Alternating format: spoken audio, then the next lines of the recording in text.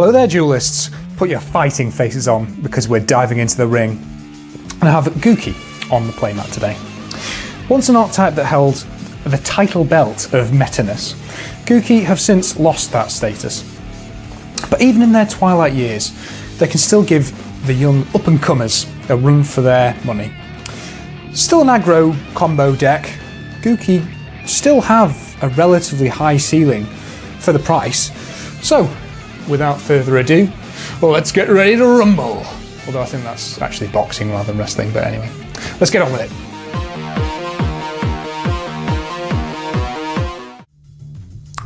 Okay, so let's meet the competitors. So first up, we're running 3 Gouki Suprex. I'm going to alternate between saying Gouki and Gouki because I'm not entirely sure which one's the right pronunciation, and I think I kind of fall on the Gouki, but I think it's spelled Gouki. Anyway, let's get into it. So Suprex is not a Goblinberg, so you normal summon it. You special summon a Gouki monster from your hand. It's also got one of the standard Gouki effects, which is that if it's sent to the graveyard, it can add a Gouki card, accept itself from your deck to your hand, which a lot of the Gouki, in fact all of the monsters the Gouki monsters that I'm playing have that effect, but some of them don't, but I'm choosing not to run them. So it's a great starter, it's probably the one that you want to see the most of. And then I'm also running 3 Headbatt. So Headbatt, I think some people have got it at 2, but I think it's just such a good extender. And you know, if you're not seeing it in your opening hand, you definitely want to search it. So I think it's worth the 3 of. You know, just that extension I think is worth it alone. So if it's in your hand, you can discard another Gouki monster from your hand to the graveyard, target a Gouki monster you control, special summon this card in defense position, and then that monster gains 800. Yeah, nailed it. And it's also got the standard effect, which I'm going to stop saying now. So then we're running a couple of 2-ofs, so you kind of want to have quite a lot of targets because, you know, you just want to be able to search and activate their search effect multiple times. So running 3 of a specific Gouki means that, you know, you're not running other names basically. So Twistcobra, you contribute one Gouki monster to target another Gouki monster and it increases its attack by that amount, which can come up. It's pretty rare, I would say. We're then running quite a few level 1s, so running 2 Gouki Guts and 2 Gouki Octostretch. So Octostretch is kind of, well, I suppose the older of the 2, hence why the Guts has got like bullet points rather than just a wall of text. Octostretch's effect is you can discard it and either halve some effect damage or halve battle damage, which isn't terrible. Guts can't be destroyed while it's in defense position, which I suppose is a wall in itself, but it doesn't come up that often. And then during the main phase, you can make all Gouki monsters you control gain 200, which obviously is super relevant. From there, we're running the final one of, which is 1 Gouki Ironclaw. So during the damage step, when a Gouki battles, you can send it from your hand to the graveyard, and the monster gains 500 and it's unaffected. So again, not too bad, and I think probably these are the 2 that you kind of end up, you know, having in your hand, just because they're kind of quick and can activate on your opponent's turn. Should you need that, you know, once you've done your combo, I try and kind of finish with one of these 2. From there, we're playing kind of traditional warrior extenders. So the 2 blue mounted Butterspy. So if a warrior's normal summoned, you can special summon this from your hand, and then 2 junk forward. If you don't control your monster, you can just special summon it. And I think having a variation of a few different names, especially because Blue Mountain Butterspy, you know, once per turn, stuff like that, as is the final extender, which is Fire Flint Lady, which is actually searchable via one of our spells.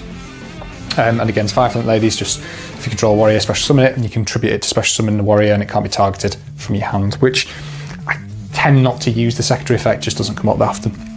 Finally, we're kind of running our, I suppose, bricks, although most of them aren't too bad if you have them in hand.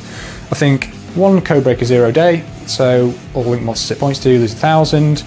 If a Codebreaker link monster is destroyed while it's on the field, you destroy it, and if it's destroyed by battle card effect, you can add a Codebreaker Zero day from your deck to your hand, which obviously we're not playing because we're only running the 1.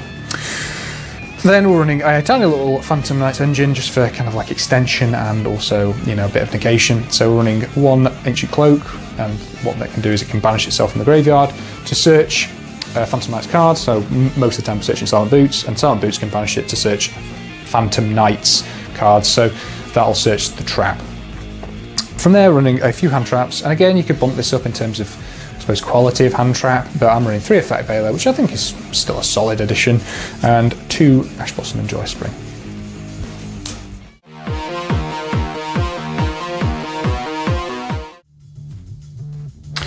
Alright, so as you can tell, the monster section was quite heavy, so this is going to be a quite light spell and trap section, which combining again, as per kind of tradition at this point. Mostly so I don't have to make another transition between spells and traps. Anyway, so 2 Gouki Re-match, target 2 Gouki monsters, different levels in your graveyard, special summon them. It's a super great extender, you know, and it kind of makes the, you know, the Gouki engine viable. I have considered running 3 of it because, you know, in grind matches, sometimes you kind of run out of steam if you're only running 2. I think those are rarer scenarios, but again, I think the case could be made to me to run 3. From there, I'm running the some equip spells, you know, for the kind of Isolde package, which I'm guessing you all knew was coming. So running 1 Divine Sword, 1 Living Fossil, and 1 Infernoble Knights to Randall. Why that's in quotes, I've got no idea, but it is. So, Divine Sword, banish 2, add it back, equip to a monster, gains 300 attack, fairly standard. Living Fossil, special summon, level 4 or lower, its effects negated and its banishment leaves the field. It's reasonably good. Again, Divine Sword is probably the only like brick in these 3 I would say, because Living Fossil is an extender, and Durandal, you can destroy it to add a level 5 or lower fire warrior monster from your deck to your hand. So it's kind of a searcher for Fire Flint Lady. Again, you could run other things, you know, like Super Quantum Red Layer and stuff like that. I'm choosing not to, but you could. And also, if it's sent to the graveyard while it's equipped to a monster, you can special summon a Fire Warrior monster back from your graveyard, and you can only special summon Fire Warriors for the rest of the turn, I think. From there, running a bunch of kind of, you know, one-of extenders. So we're running the 1 Instant Fusion, the 1 Monster Reborn, the 1 1-for-1. So these, you know, just kind of, you know, traditional extenders, I suppose. Not really anything more to say about them. Again, I think maybe you could argue that the Instant Fusion takes up a slot in your extra deck, so maybe you wouldn't want to run it, but I quite like it.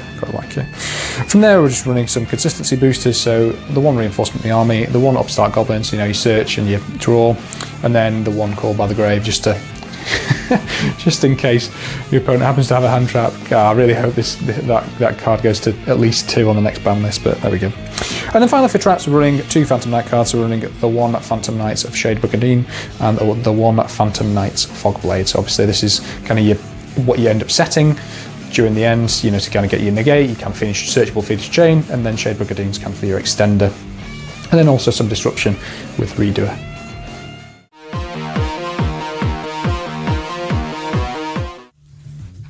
Alright, and finally onto the extra deck.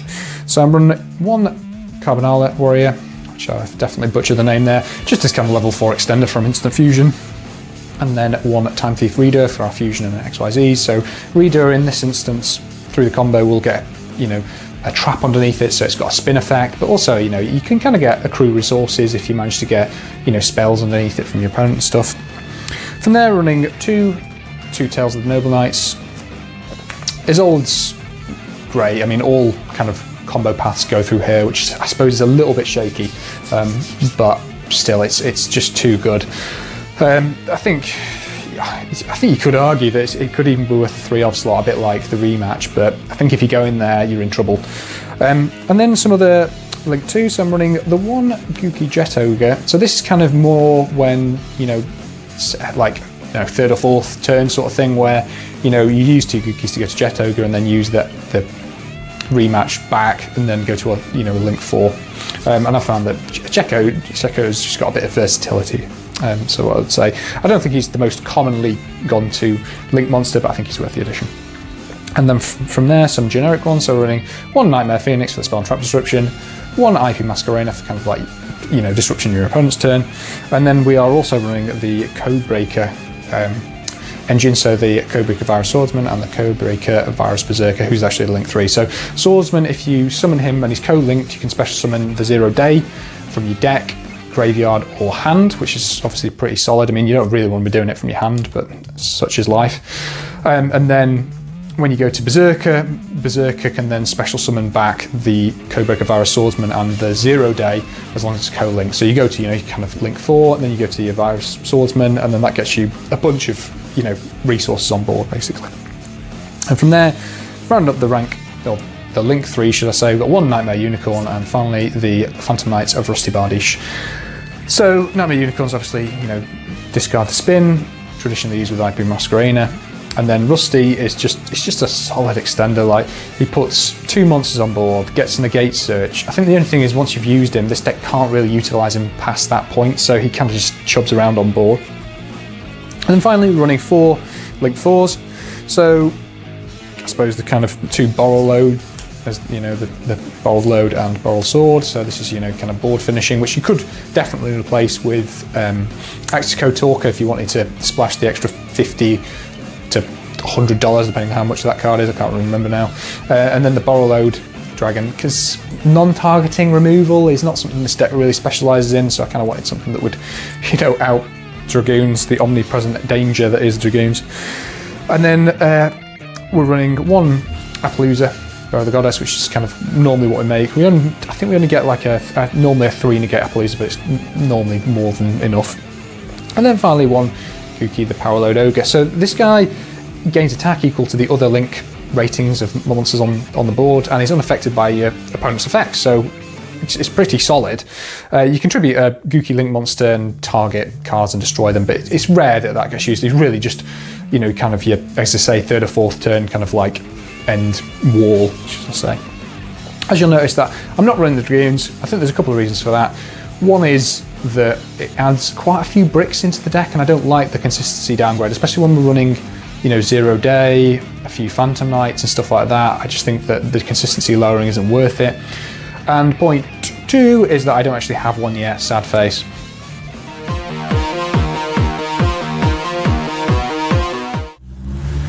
Okay, so counting up the points. Gouki still have the ability to kind of wrestle your opponent's life points away from them. An inexperienced opponent can hand trap at a sub-optimum time, which leaves them very open for the haymaker for the first turn board. So for relevance, I'm going to go with a 4. Although, as previously stated, you really need to be careful with Isolde, as all paths go through her. So once someone's seen a combo, I think the likelihood of you getting it through, when they've got hand trap is pretty small. For fun factor, the deck is more interesting to build, I would say, rather than play. The combo is pretty prescribed, and it's very solid, but it's a little repetitive on, kind of multiple duels. So I'm going to go with a 3 for the fun factor. As for cost, I've tried to avoid too many of the, kind of expensive extra deck or hand trap cards, but you could easily pump more into those aspects of the deck, to give it, a bit more of a power ceiling, a bit more versatility. But as it stands exactly as it is here, I've estimated at about $140, which is still great, for the power level. So, what do you think of Gouki? Still got a chance at the title, or an old wrestler past his prime? Check out the channel for more videos, and thanks for watching.